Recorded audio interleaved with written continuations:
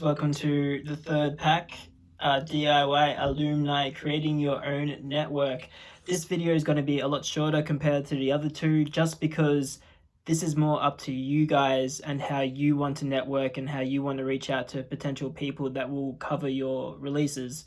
I've just gotten 4 articles I've found that we will go through, and I will show you how I've done it in the past, finding email addresses, reaching out to other people, using the templates that are provided in this pack. But first, just pretty much like we have done with the past 3, we're going to unzip the assets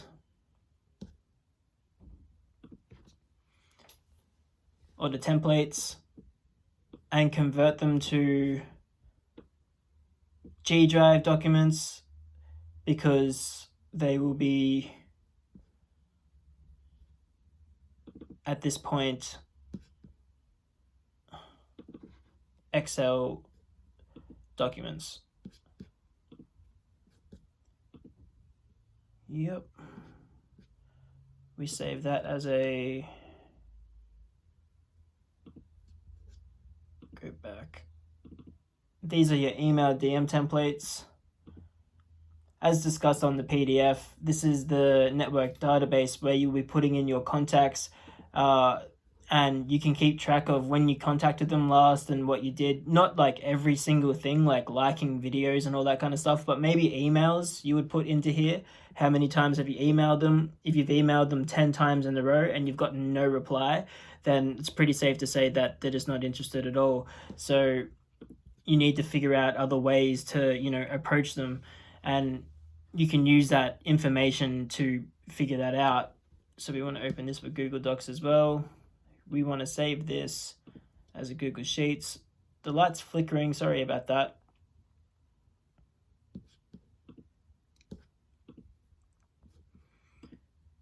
Yep. Cool. We can delete that one now. Remove. Yep. Save as Google Docs. These are, you probably actually won't have to do this. This would be a PDF by the time you guys have it. So that's great. Taken out. And these are your email DM templates. Got that. And we can just clean up stuff here. Nope, we don't want to download it. We want to remove it. Cool, so let's start with these articles, and pretty much to find these, an Australian hip-hop artist called All Day, I found a music feeds article about him featuring on a new track. He actually dropped a new track today. This one is actually old, but I'll show you how I went about it. Just Google All Day,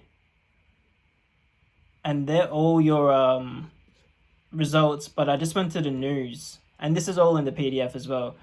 And I was able to find this one. We'll check out the NME one later because that's another one I found.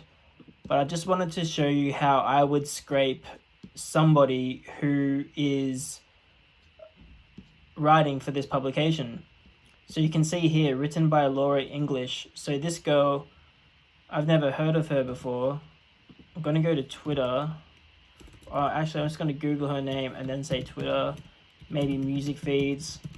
They might have music feeds in their bio, so it'll help it. And I've already done this. I did this before the video just to save all the clicking around. And here she is here. So she doesn't have her email address, but we can follow her. So once you follow her, she's going to see that. And once you start interacting with her, like liking her tweets, and then you can follow her on Instagram as well. And, just gauge how she responds, and if she's liking your stuff as well, that's probably a time where you would reach out on DM and say, wow, this is I've got this release, maybe you want to hear it. Or if she isn't like coming back to you with anything, you could go check out one of her articles and then maybe repost the article and tag her in it and say, great work Laura, I like this article. But notice here, she's actually got her WordPress.com website. So maybe the email address will be on this WordPress. and it's got her other links here, her Twitter and her Instagram and her LinkedIn. I'm not signed into LinkedIn here, but this is where we can start actually documenting this in the network database. So for IG, and this is her website. So you're actually starting to document her. Her name's Laura English. We do not have her email address. Date added. Today is the 16th. Yep. 16/04/2020. Company. Who did she write for? Music Feeds. And she's an editor. Contacted. We haven't contacted her yet. We're not sure where she's from. Or do we? Brisbane, maybe? Yeah, Brisbane. So you'd put Brisbane, Queensland. Notes. Covered all day on Music Feeds. Something like that. Just to re-jog your memory. And so you know where you got her contact from. I'm just trying to wrap this up. Yeah. Oh, sorry. Clip it. Okay. Because you're gonna start building this database and putting way more contacts. So you're not gonna remember, that article in particular. So back to trying to find her email address. It doesn't look like she's got it, but she does have a contact thing. And it's just an actual submission. So maybe that's worth doing as well.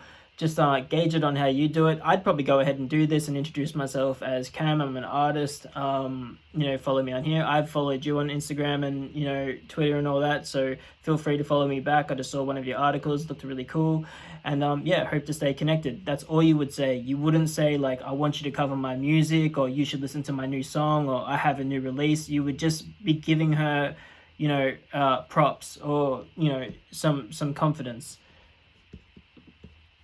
And this is crazy. I had a conversation with a guy called Jared, who owns a hip hop blog here in Australia called Off the Clef, and I was discussing this sort of thing with him, and he, him being from on the other side receiving it, he really agreed with me and saying I've had artists that have been reaching out to me for years, and I always reject them, but it's not rejecting because I don't like them. It's just their music's not really there yet, but I've seen them grow, and I've actually got a vested interest in them now. So when their song actually gets better, or their songs get better, then I'm more open to, covering it, because I'm always hearing from them, I'm always connecting with them, and that's sort of how I've gotten my coverage as well as an artist. And on the radio here in Australia, there's a big radio station called Triple J, and it's a pretty big deal if you land a Triple J play, and that's how I did it.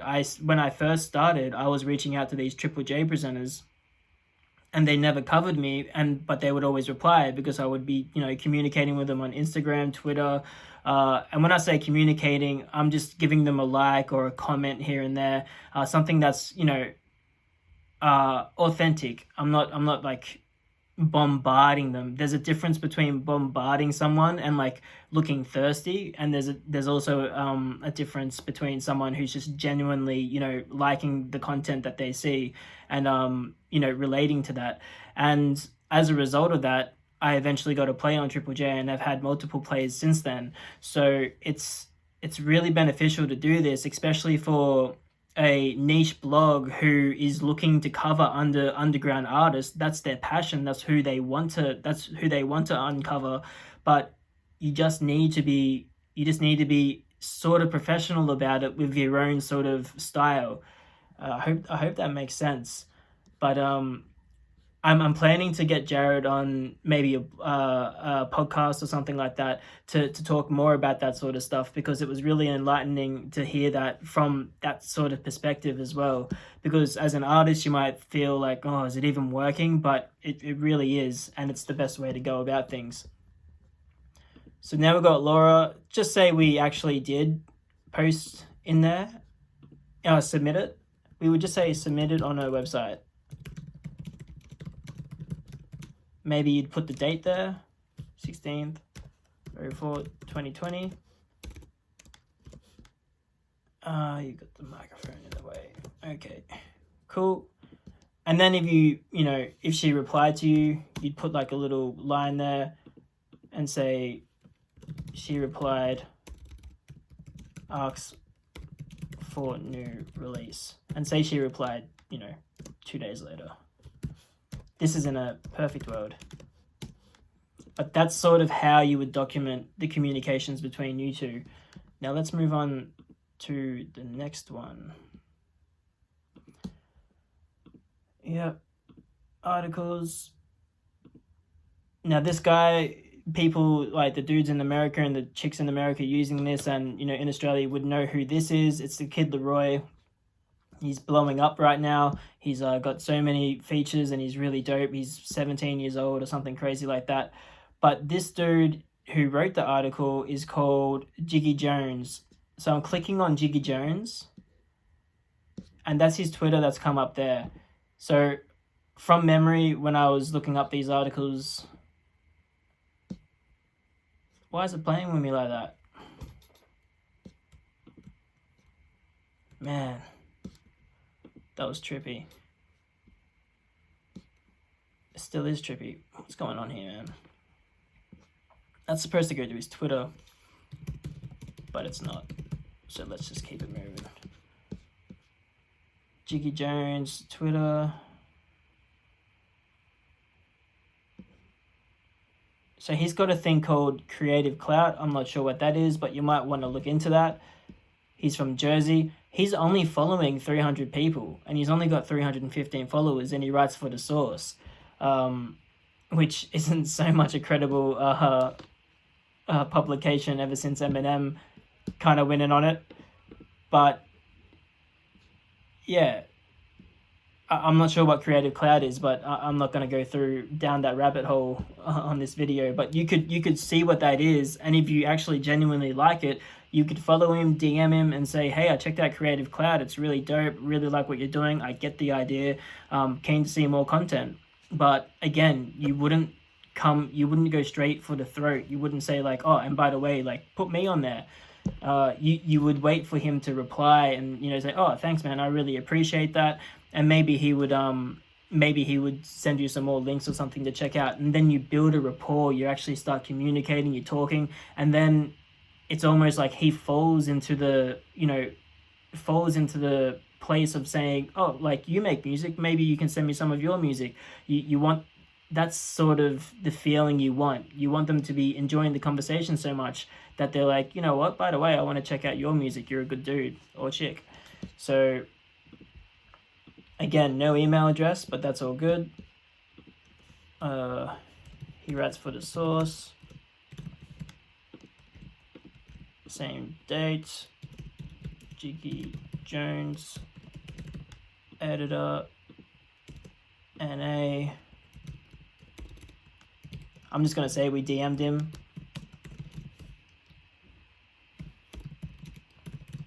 That side project, about that clout project thing. And that was called 1604. That's just the date. He's from Jersey, US. Covered. Kid Leroy. This is your personal database, so I suggest keeping it up to date as much as you can, because it's going to become real beneficial. And you only need 1 or 2 links here, and you can search it all later. This is a really time-consuming task, and it's unfortunate. And this is actually where the value lies in publicity companies, because they've done the years of networking and going to the conferences and servicing releases to them for years and years, and they've built that really strong knit relationship. So that's why publications cost so much, because they've got publicity companies cost so much, is because they've got this. And it's like the value of having a strong relationship with a bunch of publications, radio, playlists is invaluable. So that's where the value lies. And they're also running processes like this as well that most artists or managers probably don't have the time to do. During my time as a publicist, I would sign people on who knew how to do this sort of stuff, but they were a little older, they had families, and they had a nice paying job, and they said, man, I know how to do it, but I just don't have the time. I want you to hit these people. I know these people personally, but can you just do the work for me? And that was a type of client that we would sign. So that's that. If you're wondering where publicity companies sort of play into this and how, like, why do they charge what they charge, it's because of that. It's because of their relationships they built, which is legit. So you really need to you need to understand that. It's the same as mix engineers. They charge 200, 300 a track for a mix. You might think, oh, but he's only going to work on it for a couple of hours or 5 hours. I'm not in the mixing scene, but you got to understand that they spent 10 years building up their skills to get that done quickly and effectively for you. So you got to be very mindful about that in the industry, not even the music industry, but every industry. And yeah, went on a bit of a tangent there, but that's all good. Now we move on to this one. This one was really, really cool because the guy's name was Jasper Bruce, and this is All Day's new single that he released today. That's why I googled All Day in the first place. And I couldn't find his Twitter, but what I did find, that's his LinkedIn actually, but I don't have LinkedIn at the moment, and that's Muck Rack. You have to pay for that. But Twitter, it's gonna make me a liar if I find him, hey. But what ended up, how did I come across, why did I save this? Oh, that's right. So this isn't the dude, but I searched NME, which is the publication. I clicked it, and look at this here. It's got all the people on the team. So this is like a bloodbath of like contacts that you can reach out to. So, you would open all these tabs, put all these people into your database, follow them, see what they're about. Again, this is time consuming. You need to understand that, you need to put in the work, and it's not going to start paying off straight away. You're going to have to build these relationships to, shoot your shot and in the future, not with the release that you've got coming up, but maybe in a few releases time. But the idea is to get their attention and stay on their radar. So when you do shoot your shot with them, they're going to be like, I know this guy. I'm going to open the email address. I'm going to actually listen to the song, and I'm actually going to give valuable feedback, because they've got hundreds, I guarantee you, hundreds of people hitting them up every day. So you just really need to work hard at that. Again, that's where the publicity companies that's why they charge so much, because that's their job. They've done that, and they're professionals at it. So I'm not going to go through all these Twitters, but you get the idea. You would add it up there. Now, if you watch the Kaiso video of me fixing his press release, I give him some advice on how to do this sort of stuff, and I related it back to a situation that I have with a guy from a website called Tone Deaf, and this is one of his articles. Tove Lo, who, if you don't know, is a really dope artist. But this guy here, Michael Delorio, and shout out him, man, if he, if anyone knows him and they end up saying, he was mentioning your name, because we follow each other on Instagram and, chuck each other likes and all that kind of stuff. But, you search his name comes up because it's not that common, and boom, he's got his email address there. So there are people that put their email address in their bios. The thing, you would still DM them first before sending them an email, or if you sent an email, you'd be sending a very warm, email, and the templates are here in the network email drafts, but you would say in the DM, in your own way, look, I noticed you put your email address there just before I send anything through. I just wanted to make sure you're open to covering my releases. And that's something I haven't even said to this guy. I reached out to him and said, I'm starting a podcast and I want, dudes who are just becoming editors to jump on and talk about their experience. And he was really down to do that. And I'm still going to do that. Just haven't had the time to, and maybe this is leading towards that. But that's how I started my, communications with him.